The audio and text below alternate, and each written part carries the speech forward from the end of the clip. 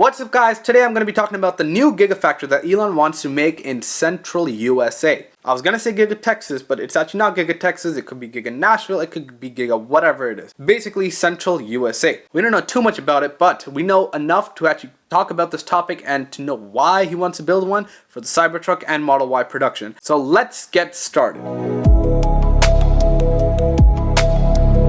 So first let's talk about why he actually wants to build a Gigafactory in the first place. Like, doesn't he have enough room in Fremont? Well, turns out no, he actually doesn't. Most of the lines are actually taken up by Model 3 and Y production, and considering Model Y production is gonna ramp up really quickly, he's not gonna have too much room to actually ramp production to the levels he wants. He said he wanted to make 1 million units of the Model Y a year. If he wants to get even close to that stage, he has to build another factory. Plus, considering they're maxing out production at Gigafactory Nevada and they're maxed out production at Fremont, they don't have any room to actually build the Cybertruck at all. So they have to actually use some other line somewhere in another factory, and that's generally going to be in USA. I don't know where exactly. The reason he actually put out those tweets is because he wants to get everyone on board and actually see who can offer the best tax credits, especially considering we're going through this sort of recession type of phase right now. So he wants to know what's the best deal, and he wants to get on that factory right away. Get that building up, put the lines in, get it operational, start building the Model Y and Cybertruck at that factory. One reason why I actually think he wants to separate the production of the Cybertruck is because of the extremely different way of manufacturing the Cybertruck compared to everything else. Everything else that Tesla produces requires stamping. So you need like a big stamping machine that stamps the metal into the shape that they need. Whereas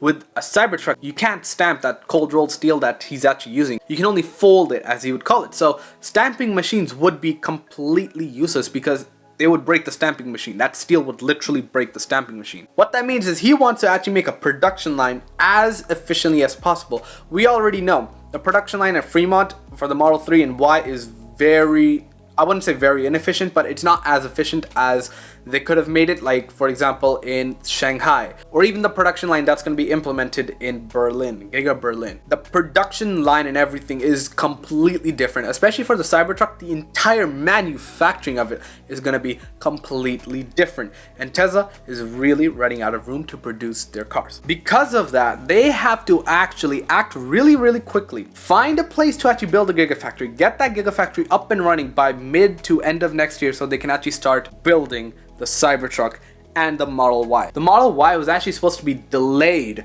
6 months, and it's actually early 6 months. So that means that Tesla probably found space in the Fremont factory and started creating lines and whatnot just to start production. But I think that Tesla won't be able to scale the production to the 1 million unit mark just on the Fremont factory alone. They have to get a new factory. And did you know that their Gigafactory in Nevada is already at max capacity? They're running, basically it's overclocked. They're producing more cells than originally planned because they need those many cells. The Semi is coming out, the Model 3 is killing it, the Roadster, the Cybertruck later in the future, the Model Y, and how that is going to be amazing, and it's going to be basically a killer of a vehicle. It is literally going to rock the entire scale of SUVs in that platform. I made another video about it. You can check it out like right here. I'll put a link right there. Check it out. I talk all about that basically. So the Gigafactory Texas, or Gigafactory of Central USA, is going to be something that we have to just keep an eye on. Elon will be tweeting about it, of course. Why wouldn't he? He is going to tell us more about it, and I think that he actually did the tweets on purpose because they were very important to actually get politicians on board to see who can give the best tax credit, who can offer this incentive and whatnot. And whichever one is the best, basically they can choose to build a factory there. And you know what else? The biggest Tesla denier is Central USA. I'll put this map up right here. Central USA doesn't actually like Tesla at all. Most of Central USA denied Tesla the right to actually sell directly to customers. So now it's kind of a harder process, but you get the car delivered to your house. So I guess it's easier for the customer. Car comes directly to your house in a truck or something like that. So it might be more convenient for you as a customer, but otherwise it's a hassle for Tesla, and they would love it if you could just put delivery centers and basically you just deliver the car at the delivery centers in those major cities instead of actually delivering it to your house, because that's a big extra cost. So the new Gigafactory is going to be somewhere in Central USA. We don't actually know where. It's going to be a really big factory because they are going to be making the Cybertruck and the Model Y at scale. Now Model Y for the East Coast, that's what he said. The Berlin Berlin Gigafactory is going to be handling the Model 3 and Y production for Europe, the entirety of Europe. And because Germany is already one of those, car manufacturers, so they have laws and everything that are better for a factory of a car maker or manufacturer rather than some other place like, say, UK, especially now that Brexit's gone through, or other countries in Europe, exactly. So Germany is one of the best places to actually do that. And they found an amazing location, which was actually BMW's location, so they basically didn't have to do most of the paperwork. I talked all about that in this video. Check